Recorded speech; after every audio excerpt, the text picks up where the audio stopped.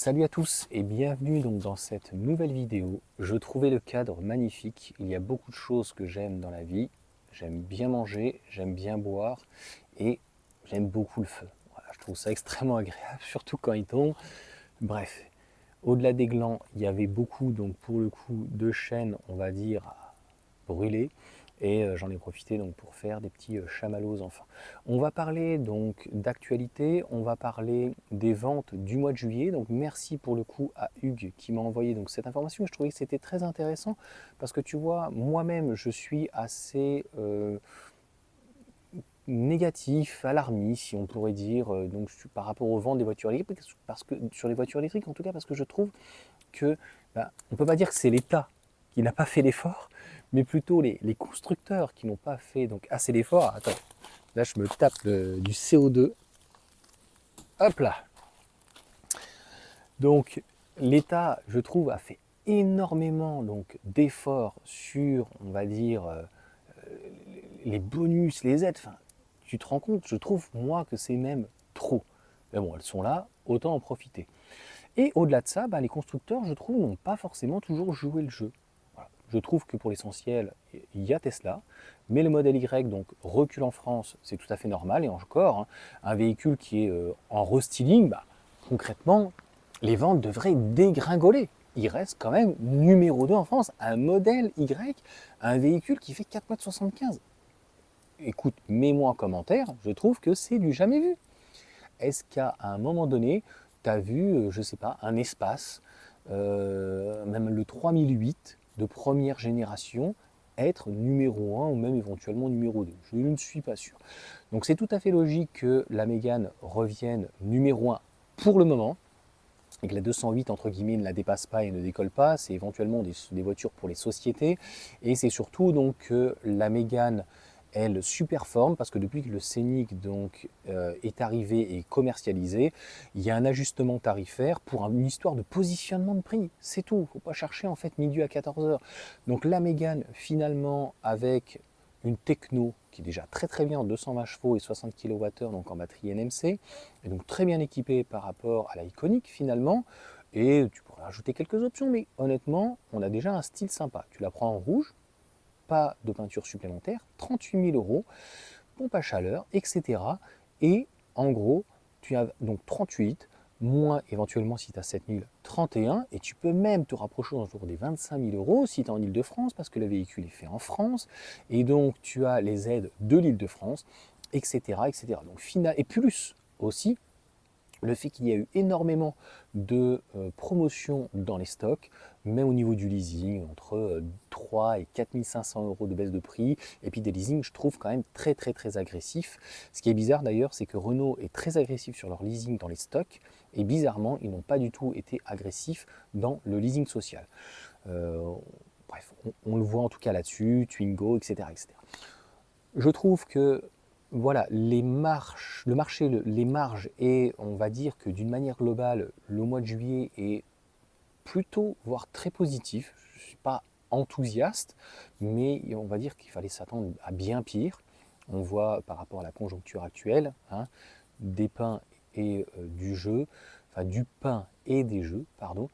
Donc ça, je te laisserai voir sur mes vidéos donc coup de gueule, où pour moi la rentrée, je pense, va être économiquement très très difficile. Et je pense que ce qui va sauver, si on peut dire, les ventes au niveau des voitures électriques, ça va être la R5 quand même qui va très bien marcher, mais l'AIC3, et puis on va avoir tous les dérivés donc, de Stellantis avec la IC3, bien sûr, le Grande Panda, puisque tu le vois bien dans le top 10, maintenant malheureusement il n'y a plus Dacia Spring, alors que quand même c'est une super belle bagnole, mais pas de bras, pas de chocolat, pas de bonus, c'est comme ça, c'est un peu comme ça que la vie est faite.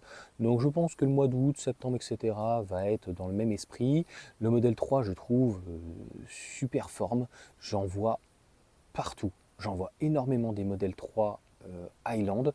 C'est un véhicule, je le dis encore une fois, c'est le meilleur aujourd'hui rapport qualité-prix. Et puis après, voilà, la marche suit.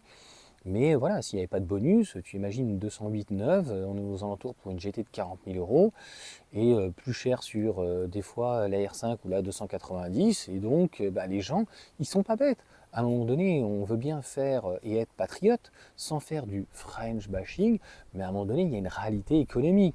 C'est-à-dire que entre guillemets, une R5, une A290 ou la Junior, ou même une 308, qui est entre 600 et 700 euros de leasing et qui est aux alentours des 45 000 euros, sans bonus, c'est pas qu'elle ne se vendrait pas.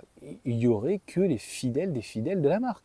Parce que concrètement, la réalité économique et d'une manière globale au niveau de l'autonomie et du comportement routier et vraiment que les choses soient pensées pour un véhicule électrique vont à un constructeur qui a l'expérience, c'est clairement ça, avec leur modèle S, leur modèle X, qui est finalement donc Tesla.